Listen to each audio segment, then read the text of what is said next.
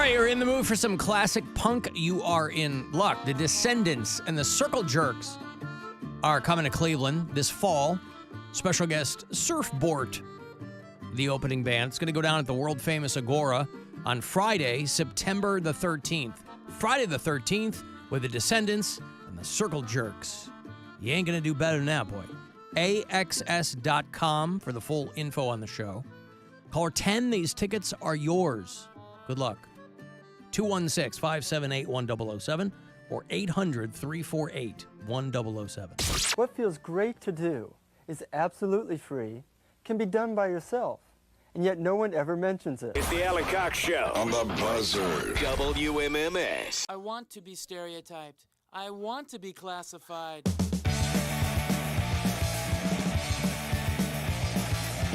I want to be stereotyped. I want to be classified. I want to be alone.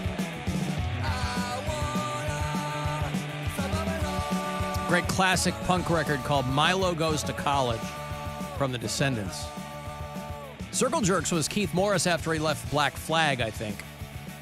And I didn't even think those guys were doing anything anymore. Maybe they just got together. Maybe it's a cash grab. I don't know. But that'd be a good show.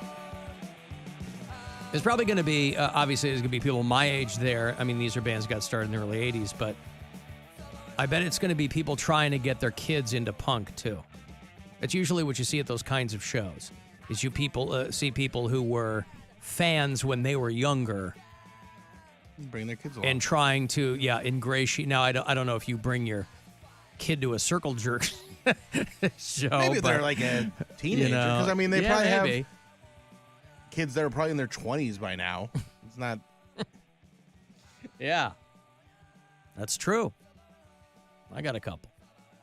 Yeah, so Circle Jerks, that first Circle Jerks record, I was into metal when I was a kid, but most of my friends were into like hardcore and punk. I only had a couple friends that were into metal. Everybody else, for whatever reason, that I went to like junior high and high school with, they were mostly into hardcore and punk. So I was listening to a lot of those records alongside the ones that I was listening to. And that Group Sex record, that very first Circle Jerks record, that was pretty intense. So I will have those for you all week. Somebody dug up an old clip from the 90s of a 900 line. It was 1-900-9099-CRY, and you would call if you really needed to, sometimes you just need a good cry, I guess. So I've been told. And I think the conceit of this was that somebody on the other end would tell you a heartbreaking story. You're living a pretty charmed life, I think, if you have to call a phone number to get some sadness in your life. Right? Yeah. But this would like air late night in the 80s.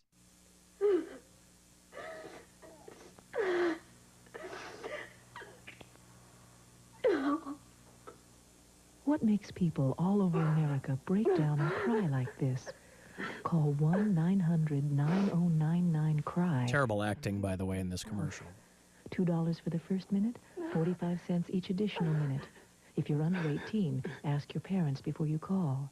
1-900-9099-CRY. Mm-hmm. $2 for the first minute, 45 seconds each additional minute.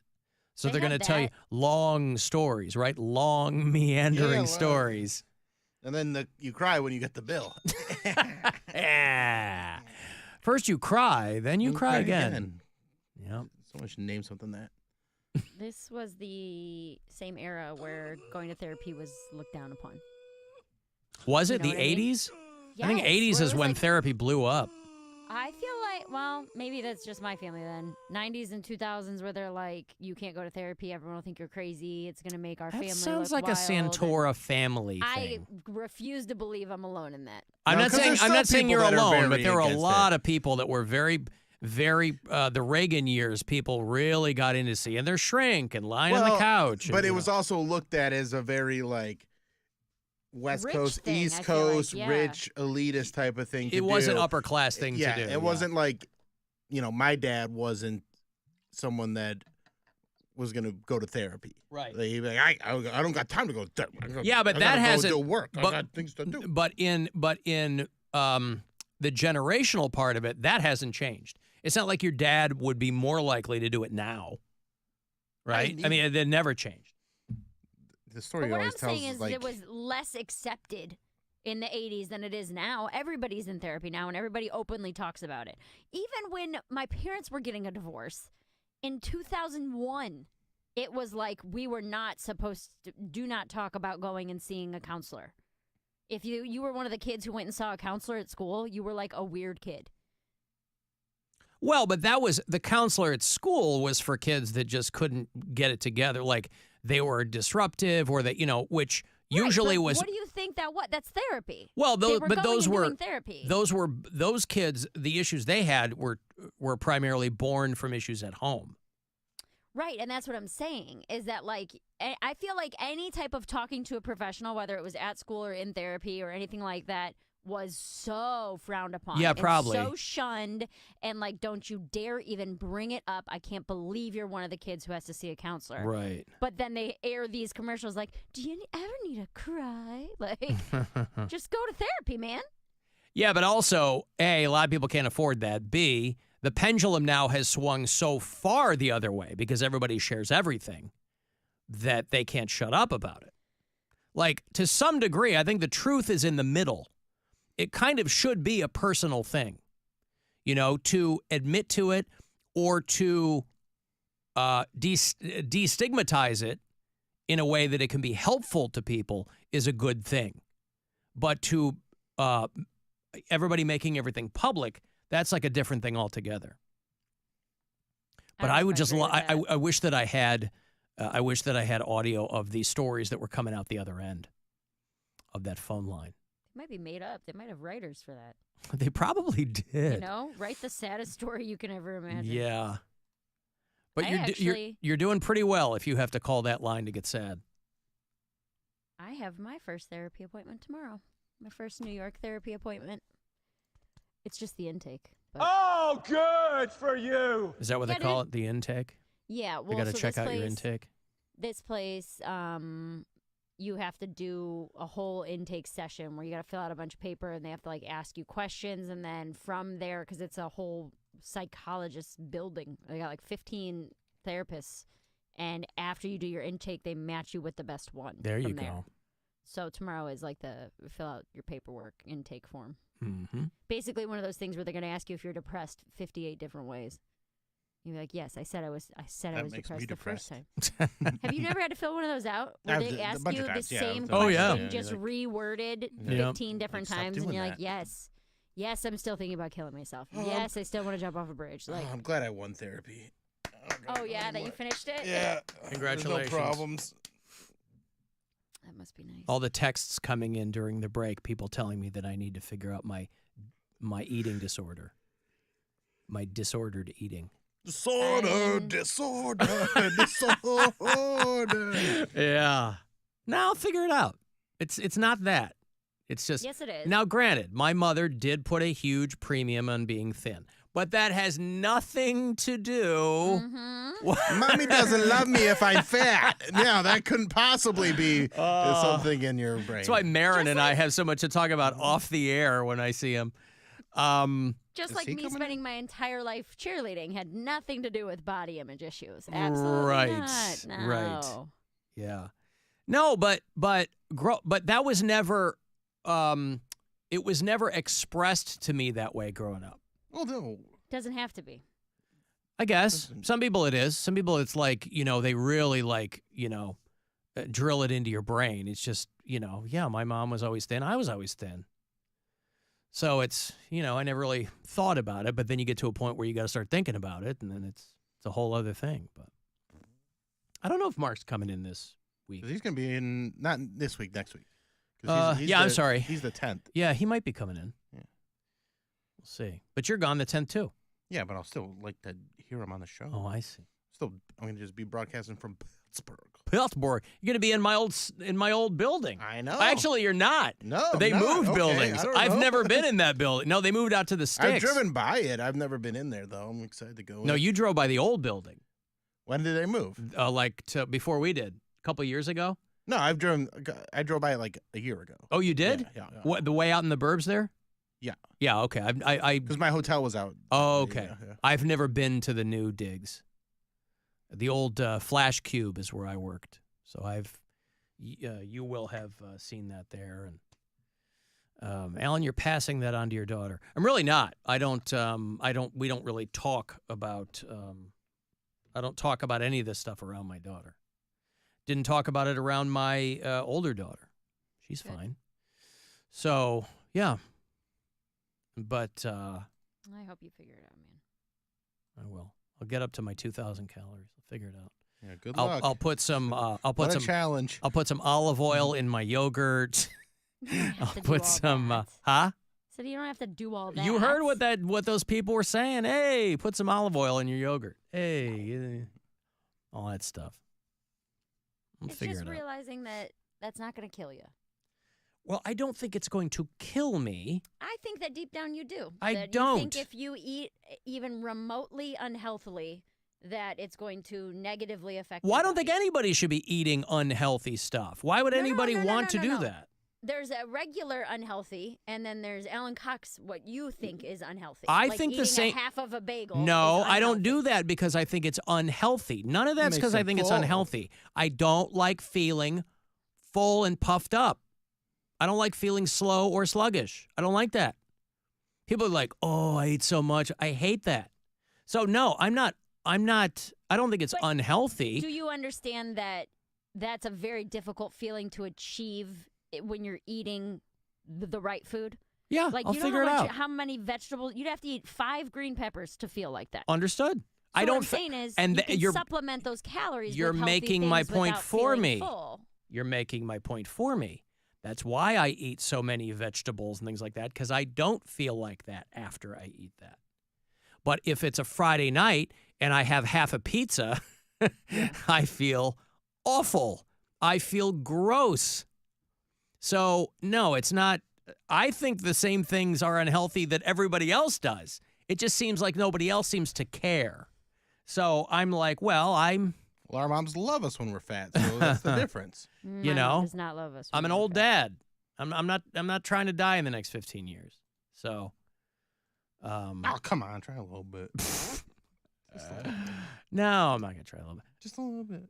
Hey, I got money. It's $1,000. It's the last chance today to grab some of this money from the Buzzard bookie, and then we'll start it all over again tomorrow morning. So listen closely. Last one today, and I hope you win. This is your chance to bet with the Buzzard Bookie and win $1,000 now. Enter this nationwide keyword at WMMS.com. Fun. That's fun. Enter it now at WMMS.com. I was reading an article on how all the filthy language on this new Taylor Swift album. Oh, So many F's and S's. Somebody broke out a chart of the Taylor Swift. They ran the data on the Taylor Swift record. Now, it is a double album, right? So you'd have to allow for twice as much material, twice as much opportunity for profanity. But obviously, she'd been making records since she was 16 years old, and those early songs probably didn't have a lot of F-bombs in them. But, she's a woman in her 30s now. The new Taylor Swift album has 5,600% more profanity than her first album. 57 total swear words. The F-bomb. The children. Have you heard Down Bad? That's actually a good song. I don't know if that's a single. I don't have my ear to the ground on the Taylor Swift record, but Down Bad is a good song, but it has 18 F-bombs in it. Imagine, and again, I don't know if this album was written on one guy. I know people said Matt Healy from the 1975, but if it's about one guy and you're the guy that gets the double album, that's pretty rad. I don't know if that's the case, but yeah, she drops a lot of F-bombs on this one for people who care. Because if you're going to sing these live, there's going to be people bringing their little girls. And, this isn't an album for the younger end of the Taylor Swift fan base. This is for these sad, morose girls and women in her fan base. Because they feel better when Taylor feels bad. It's a parasocial relationship. Down bad, crying at the gym. Everything comes out, teenage petulant. Get if I can. Oh, yeah, I edit it with cats. Is that okay, Mary? Yeah, that's Have him. I might just die, it would make no difference. Down bad, waking up in blood. Staring at the sky, come back and pick me up. If I can't have us, I might just not get up, I might stay down bad. If I can't have him. So many F-bombs. Coming into her own as an artist, I guess. her and JoJo Siwa. Oh, yeah, she cursed a lot?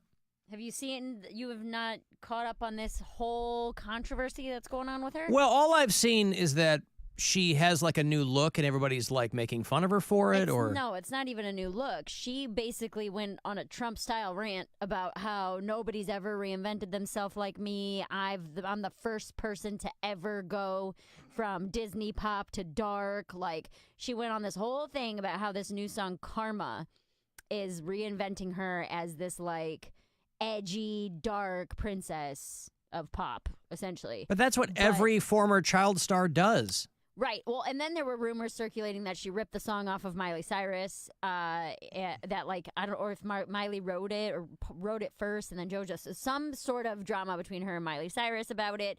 And then she doesn't even swear in it. She says like, "You better," literally says effing. You better effing get it right. It doesn't say the F word. Do you know what I mean? Yeah. And so everyone's like, you can't just do that. Like, if you're gonna do it and you're gonna talk all this game, then actually do it. She's trying to have it both ways. Is that the That's implication? pretty exciting, though, I that think so. an artist finally did that.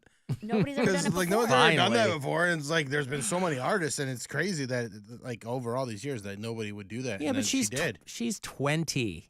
She was also Like, you talking gotta smack. let her figure some things out, and you can't equate a 20-year-old artist to somebody who's 30 or 32. She was also like, I'm the inventor of gay pop songs, and it went isn't she? viral. Isn't this one big troll? No, dude. come She's like on. manic right now. It went viral on TikTok because Tegan and Sarah stitched it and were God. like, hi, we were doing this 20 years before you. I don't know if you've met us, but this is kind of our thing. Like, you know? Tegan and except Sarah Tegan and do gay Sarah stuff? but they also couldn't be less similar to what I But assume she's because- doing. No, because of what she said. Yeah. That, like, nobody has done what? It Nobody's sounds done like a anything big like me. troll.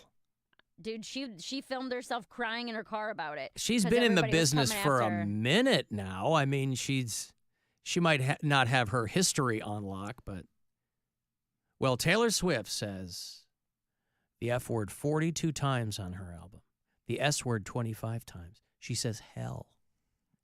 She says whore twice. Did you say ding it? She says bitch 8 times. How many times does she say the C word? Like, 0. That's not on here. I asked the C. Signed a document. Yeah, did she say that at all? No, nothing like that. How She says ass 1 time. many times does she say butthole? Great ass! She says dickhead once. No butthole? Nope. Hmm. Says pissed. Damn. Goddamn. Does she, when she says pissed, she's saying like she's angry though, not like Yes. like I want to get on.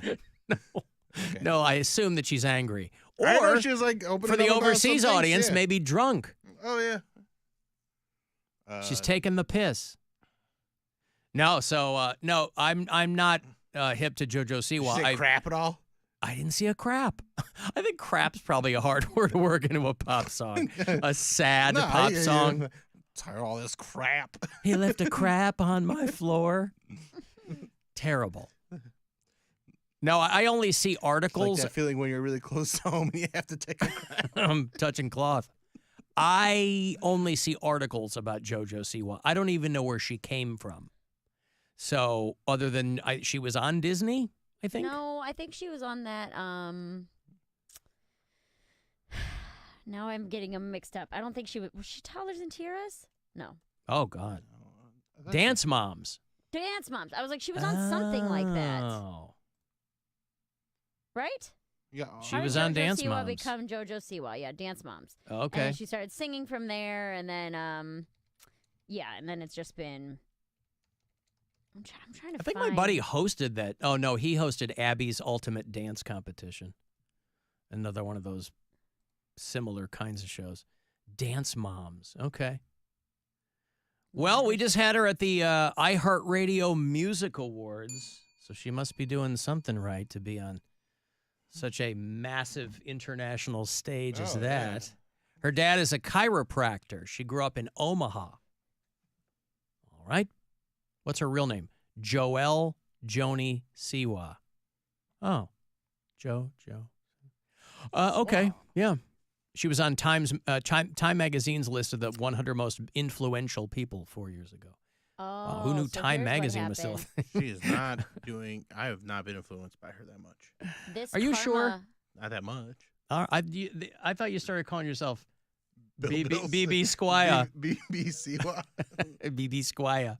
Yes. No, I'm Bilbo Squaw on some things. Yeah. This song was originally written in 2011 for Miley Cyrus, but she didn't want it. Mm. So now, however many. Well, that happens all the 13 years later, now she picked it up, Gotcha. and She's like, I don't give a freaking F. yeah. Yeah, okay, Give well. a She does frick. say karma is a bitch, and that was like a big. I'm a bad girl. Look at me being a Oh. bad girl. Well, they're always trying to shed their child star skin, right? I mean, that's pretty. She definitely didn't invent that. If she Is thinks she she did, I mean- aware that just a couple weeks ago, I did a whole episode of this show without making a sex joke, and that was like a big Huge rebrand. rebrand for me. No, because you opened the following show with a sex joke. It was a I had to go 4-hour back. rebrand, I Mary. had to win back the audience I lost the day before. Yeah. We got to give the people what they want, Mm-hmm. And hard. and they want euphoric wind. That's what they want. I'm going to